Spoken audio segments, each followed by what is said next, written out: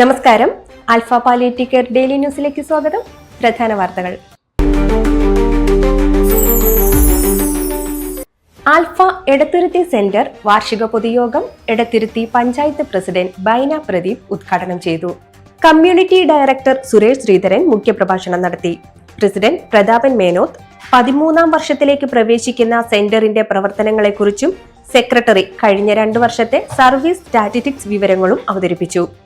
അടുത്ത 2 വർഷത്തേക്കുള്ള ഭാരവാഹികളായി Prathapan Menoth president, Abdul Jabbar secretary, Ibrahim Kutty treasurer എന്നിവരെ തെരഞ്ഞെടുത്തു. ആൽഫ മാള സെന്ററിൽ സ്റ്റാഫ് നഴ്സിന്റെ ഒഴിവുണ്ട്.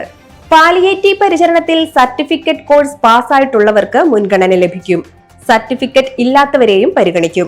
ഉദ്യോഗാർത്ഥികൾ ജനുവരി 15 മുൻപ് താഴെ പറയുന്ന ടെലിഫോൺ നമ്പറിലോ ഇമെയിലിലോ ബന്ധപ്പെടണമെന്ന് ഭാരവാഹികൾ അറിയിച്ചു.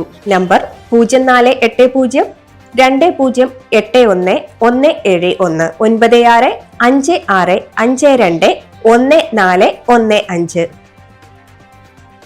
നീണ്ടൂർ SKV ഹൈസ്കൂളിൽ SAPC ആരിഷ് ക്ലബിന്റെ ഉദ്ഘാടനം സ്കൂൾ ഹെഡ്മിസ്ട്രസ് കൃഷ്ണകുമാരി നിർവഹിച്ചു.